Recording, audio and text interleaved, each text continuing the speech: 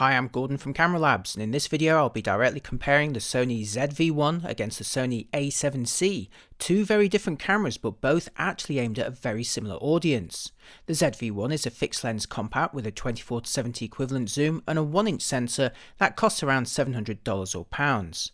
Meanwhile, the A7C is an interchangeable lens camera with a full-frame sensor that costs around $2,100 or pounds with the 28-60mm kit zoom, so that's roughly 3 times more than the ZV1. In terms of sensor area, weight, size and price, they couldn't be more different, and yet they're both targeting similar people, in particular the needs of video creators, with a number of overlapping features, including similar photo and video resolutions and frame rates, side hinge screens that can face forward, microphone inputs, and even similar zoom ranges out of the box. So rather than review them separately, I thought I'd try out the exact same tasks with both cameras side by side to see how they directly compare, and while some of the results will play out as you expect, others may surprise you. Hey, did you know only 20% of you watching this video are subscribed to my channel? Yep, amazingly 80% of you watching haven't yet subscribed, which makes me sad. So if you enjoy anything I do here or find my reviews useful, the best way you can support me is to subscribe and remember to hit that notification bell. Right, now we can get on with the comparison. Both the ZV1 and A7C are strongly based on earlier models. The ZV1 shares the same sensor, lens, and much the same photo and video quality as the RX100 5 and 5A, while the A7C shares the same sensor and similar photo and video quality to the A7 III. Both new models sport improved colour profiles and updated autofocus, but since the core photo and video quality is so similar to those older models, I'm not going to repeat what I've already published in my original reviews of those cameras, so check those out if you need more details. So instead, in this review, I'm going to concentrate on what makes them different from their predecessors, which is mostly about an improved video experience, and how they directly compare against each other. Right, let's start with a physical tour. The ZV1 is a compact camera measuring 106 by 60 by 44mm, allowing it to squeeze into larger pockets, something the A7C can only dream of, while you'll barely notice the 294g weight including battery. The ZV1 inherits the 24-70 f1.8 to 2.8 zoom from the RX100 5 and 5A, which means you also get a built-in 3-stop ND filter along with an automatic sliding cover, so no lens caps to worry about. Both handy benefits over the A7C, and it will also focus as close as 5cm. But unlike the A7C, you can't swap lenses. The top surface is different from recent RX100 models, reinstating a hot shoe and now featuring a 3-capsule microphone and a generously sized record button. You can mount accessories on the hot shoe without blocking the screen, and Sony includes a handy wind muffler, giving it an advantage over the A7C. In the biggest departure from the RX100 series though, the screen is now side hinged, allowing it to flip out and twist around to face you without any hot shoe accessories getting in the way. The hot shoe does however mean the pop-up viewfinder of recent RX100 models has been sacrificed, so composition, playback and menu navigation are with the screen only. You can also set the ZV1 to use the screen as a power switch, turning the camera on when you flip the screen out and turning it off again as you fold it back. Oh, and in a nice update over the RX100 and A7 series, the ZV1 also sports a tally lamp on the front, which can indicate when you're recording. In terms of ports, the ZV1 is equipped with micro HDMI, micro USB, and a 3.5mm microphone input, which is also sufficiently high to clear the screen. Unlike the A7C though, there's no headphone jack, and the USB port is the older micro type. Moving on, here's the A7C, which at 124 by 71 by 60mm may be one of the smallest full-frame cameras around, but it's considerably larger than the ZV1, and at 676g including the kit zoom, it's more than double the weight too, although to be fair, it is lighter than the A7 III and easier to accommodate on smaller gimbals than that model. The A7C's grip is also larger than the ZV1, and importantly, the body's weather sealed too. From above you can get a better look at the new FE2860 f4 to 5.6 kit lens, although as a retractable design you will need to twist the zoom ring to the 28 position before you can start using it. That said, you also need to wait for the ZV1 lens to extend during power up. The focusing on the 28-60 lens isn't anywhere near as close though, with a 30cm minimum distance. Meanwhile, the top panel departs from the central viewfinder hump of earlier A7 bodies for a flatter rangefinder style. The hot shoe also now supports a digital connection to the ECM B1M digital mic, and from the rear the rangefinder styling continues with the viewfinder relocated from the A7 III central hump to the top left corner. Now the EVF resolution may be the same as the A7 III, but their image is a lot smaller and the housing is less comfortable to use. So it may be a downgrade from the A7 III in order to reduce the body size, but it still remains a useful feature that's absent on the ZV1. Like the ZV1 though, the side hinge screen can now flip out and twist to any angle, including facing forward, which is a major benefit over the A7 III for many video creators. Unlike the ZV1 though, the screen flip won't power the camera on and off, and there's also no tally lamp on the front to indicate recording. Oh, and in terms of controls, the A7C may have more than the ZV1, but it lacks the front finger dial and rear joystick of the A7 III, and has fewer custom buttons too.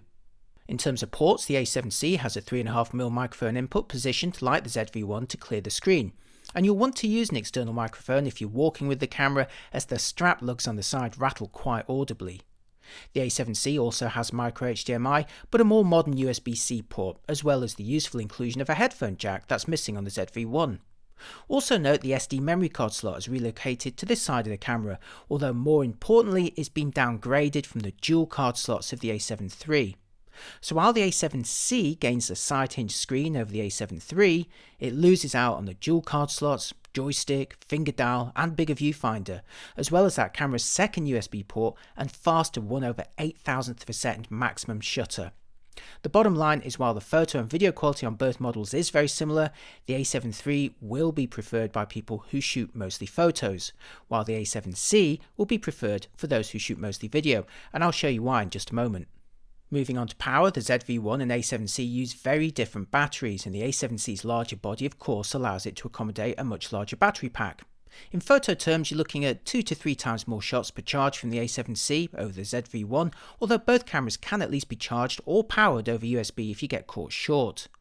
For video, I set both cameras recording 4K 25p at the same time with the high temperature warning disabled on both models.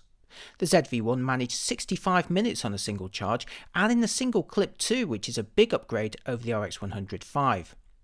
Meanwhile, the A7C kept recording for just shy of 3 hours, and again in a single clip, making it more suitable for recording long, uninterrupted events or interviews. It's also a key advantage it has over the A7 III, which limits you to half-hour clips. Coincidentally, with their standard lenses, both cameras shared similar focusing in low light, with the brighter lens on the ZV1 compensating for its smaller sensor. You'll see more examples of bright lens and small sensor versus dim lens and large sensor later on. Okay, now for my video comparisons, and everything I'm going to show you is filmed in 4K at 25p. First, a landscape scene handheld on a very windy day on Brighton Pier. You're looking at the ZV1 at 24mm equivalent with steady shot optical stabilization. And now for the A7C at 28mm with sensor stabilization. Viewing both clips side by side, you can see the slightly broader coverage of the ZV1 on the left, and while neither stabilization system is 100% effective here, I think I prefer the artifacts from the ZV1. But the ZV1 has an optional active steady shot mode which crops the image a little to provide additional digital stabilization, and you're looking at it now. Place it side by side against the A7C, and I'd say the ZV1's active stabilization is doing a better job overall, albeit now with a tighter view as a result. But wait, here's both cameras again, filmed under the same conditions, but this time with steady shot completely disabled in camera, and the clips post-processed with Sony's free Catalyst software. Catalyst exploits gyro data that's recorded on the most recent Sony bodies to provide the option of pretty effective stabilization in post, and I'll be showing you a bunch of examples here. I also have a separate video talking all about it on the A7C if you're interested. It's a key benefit that both the ZV1 and A7C have over the RX100 and A7 III, although it's not without caveats. Catalyst's digital stabilization takes a crop to perform its magic and is a pretty intensive process that on my 2018 13-inch MacBook Pro took roughly 2 minutes to apply on a 30-second clip. If you intend to use Catalyst after the event, you should also film with all camera and lens stabilization disabled, and also choose a fast shutter speed to eliminate any motion blur. I used 1,000th of a second shutters, but your mileage will vary. You'll need to experiment for the best results. So once again, for comparison, here's the ZV1 with active stabilization on the left and the A7C with sensor-based steady shot on the right. And now for the Catalyst versions, again originally filmed without any stabilization. The fast shutter speeds necessary for Catalyst to avoid blurring may go against traditional filmmaking rules, but there's no denying the potential here. Okay, how about vlogging, a key application for both cameras with their flip-out screens? You're watching the ZV1 here at 24mm with standard optical steady shot, and now the A7C at 28mm with sensor steady shot, and in both cases I've filmed one-handed. Here they are side by side, where the wider coverage of the ZV1 on the left is definitely beneficial for handheld vlogging, but neither stabilization is looking particularly effective here. Okay, now let's switch the ZV1 clip for one filmed with active stabilization, where it's now looking much more stable than before, but sadly the resulting crop is now a bit too tight for this kind of thing. Now, before trying anything clever, you can greatly improve your results with simply better technique. So on the right, I've swapped my A7C one-handed clip for one where I'm holding it with both hands. This provides a more stable result, although at the cost of having the camera held a bit closer with a tighter view as a result. And now for one-handed versions from both cameras with internal stabilization completely disabled and instead applied after the event in Catalyst. The software lets you choose the crop, and I found around 85 to 90% work best for vlogging. The result is much more stable and gimbal-like, but the problem, of course, is a further crop on lenses that already arguably weren't wide enough for vlogging.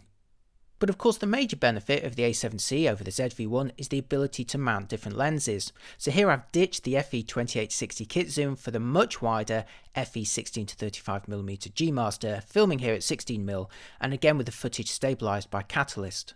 The combination is now looking pretty good, while also benefiting from the brighter f2.8 aperture, but this is neither a cheap nor particularly compact lens, and one that I personally found too hefty for vlogging. If only there was a compact, wide and bright prime lens in the Sony E-mount.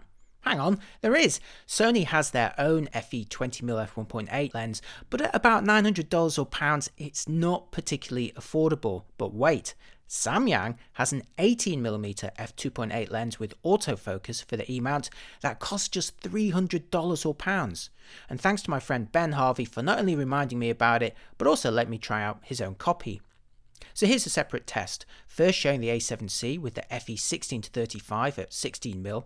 I filmed here at 1,000th of a second and I've stabilised the footage using Catalyst. And now with the Samyang 18mm, again filmed at 1,000th of a second and stabilised in Catalyst. Sure, it's not as bright as Sony's own FE20mm f1.8, but it's 1/3 the price and a tad wider too. I think it makes a great option for full-frame Sony creators on a budget. Now back to the ZV1 for an indoor vlogging test, here at 24mm f1.8 with standard stabilisation and filmed at a more traditional motion-friendly 50th of a second shutter speed. That sadly rules it out for successful Catalyst post-processing. And now for the A7C, back again with the FE2860 kit zoom at 20mm f4 with a 50th of a second shutter and sensor steady shot. And now together where the wider coverage of the ZV1 helps, but it's still not wide enough.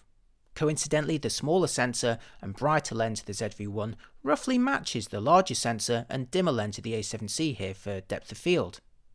Next, I've switched out the ZV1 clip for one filmed with active steady shot, which as before has delivered a smoother result, but again at the cost of a tighter crop that pretty much rules it out for most handheld vlogging. At least, unless you've got the ZV1 attached to some sort of stick. Now for another comparison, back to standard steady shot for the ZV1, but this time with both cameras held more carefully with two hands rather than one. It's better than before, but again you can't help but hold the camera a bit closer to you when you're using both hands, with another subsequent reduction in the field of view. How about Catalyst? Well, here it is applied to an unstabilised version of the ZV1 More vlog to illustrate the issue when you're trying to post-stabilise footage recorded with a slow shutter speed. Now as my feet hit the ground with every step, the camera receives a jolt that temporarily blurs the image on the original unstabilised footage. Catalyst may be able to straighten out the background and make it look smooth, albeit with a tighter crop, but it can't correct for that motion blur that's already baked into the original at that slow shutter speed. The solution, of course, is to film at a faster shutter speed, but if I'd used a shutter of 1,000th of a second indoors, I'd have needed a much higher sensitivity with reduced quality too. If you want super smooth stabilization with a traditional motion-friendly slow shutter speed, a gimbal remains your best bet. One last vlog clip with both cameras filmed in the woodlands at 50th of a second with standard steady shot and at 24mm f1.8 on the ZV1 and 28mm f4 on the A7C. Now I'm going to play a short clip from both cameras so you can hear the built-in microphones on each model. Try and forget what I'm blabbering on about, but just listen to the sound quality. Now, as I mentioned earlier, the A7C suffers from rattly strap lugs, and it also lacks the supplied wind muffler accessory of the ZV1. So if you're using the built-in microphones for filming while walking, I'd say the ZV1 wins. But let me know what you think. Okay, that's better, isn't it? This is 4K 25p with standard steady shot enabled. There's an active mode that I'll show you in just a moment. This is the standard mode though. Now, in terms of other exposure settings, I'm filming this at a 50th of a second. F1.8, which is the brightest aperture with the lens zoomed wide, and you will notice it is wider than the A7C. This is 24mm equivalent as opposed to 28. Okay, hopefully that should look a bit better. So this is with stabilization enabled in the menus. Now on this particular setup that I'm using on the A7C, you're only looking at built-in sensor shift stabilization here. This lens is not optically stabilized and there is no additional digital stabilization being applied here. It does not have active steady shot. Not everyone walks and talks though, so now for a quick comparison of both models when filming pieces to camera from a tripod. The ZV1 is at 24mm f1.8 here, and the A7C at 28mm f4 using the kit zoom. This also shows their maximum potential for a shallow depth of field effect when their lenses are wide. And now for both cameras at the longer ends of their lens ranges, 70mm f2.8 on the ZV1 versus 60mm f5.6 on the A7C's kit zoom. And at this point, I'll mention both cameras support excellent face and eye detection in video, both delivering a step up over their predecessors. Do you have a preference over the two in this test? I'd say the A7C in kit zoom has the edge for bokeh blobs and rendering, but again the combination of the bright lens and small sensor on the ZV1 makes it surprisingly close to the A7C's big sensor and dim lens, although again you can of course fit a brighter lens to the A7C. What if you're a product reviewer and like to show things to your audience? In this test I'm using face and eye detection to keep me in focus before then seeing how each camera handles an object brought into frame. I'll start with the ZV1 at 24mm f1.8 in its new product showcase mode, where it locks onto a face in isolation, but temporarily prioritizes anything brought closer, like my water bottle, even if my face remains visible. This works brilliantly on the ZV1 and means I don't need to deliberately block my face or use my hands behind the object to provide a bigger target to focus on. In contrast, here's the A7C at 28mm f4, where its face and eye detection is working very well, but it's prioritizing me no matter what I bring into the frame. So the only way it'll refocus on the object is if the face disappears from the view, which means ducking behind the object or blocking it with your hands. And you may also notice the 28-60mm kit zoom can't focus as close as the ZV1's built-in lens. Now, while the tenacity of face detection can be admirable, it means the A7C makes this kind of task harder than the ZV1. I really hope Product Showcase makes it onto the A7 series in the future. How about filming closer views of products for B-roll, something I do a great deal of in my videos? Here's my typical setup showing a camera body and filmed with the ZV1 at 24mm f1.8, where the camera easily refocuses as I move the subject in and out, and there's a small but appreciable amount of blurring in the background. For comparison, here's the A7C in 28-60 kit zoom at 28mm f4, and while the refocusing works well, you'll quickly notice a problem with the minimum focusing distance of 30cm versus 5cm on the ZV1 when both are zoomed wide. The kit zoom just can't focus close enough to show details on this particular subject, and can't even fill the frame with the entire body. If your subject is the size of, say, a dinner plate, and you don't need to look any closer than the entire thing, then the A7C's kit zoom will be fine. But for anything smaller, or if you want to move in for closer details, you will need a different lens. So if you're shooting with the standard kits, the product showcase mode and closer focusing of the ZV1 just makes it much more practical.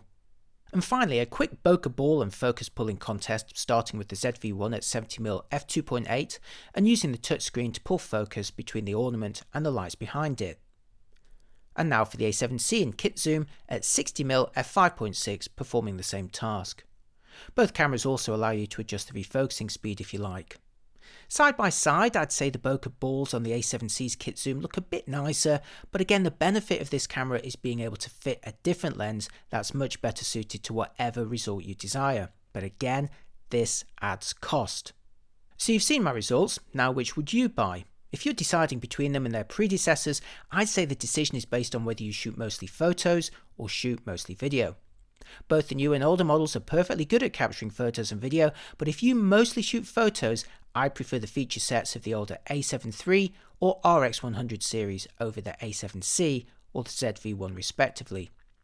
Conversely, if you mostly shoot video, I'd prefer the feature set of the A7C over the A7 III and the ZV1 over the RX100 for all of the benefits that I've pointed out during this review. The tougher question then is whether to go for the ZV1 or A7C if you're a video creator. Irrespective of price, from my own tests, I'd actually say the ZV1 is preferable out of the box. Most obviously, its lens is more flexible and convenient with a broader range, built-in ND filter, automatic lens cover and much closer focusing, while its bright aperture really does compensate for the smaller sensor behind it in terms of ISO and depth of field.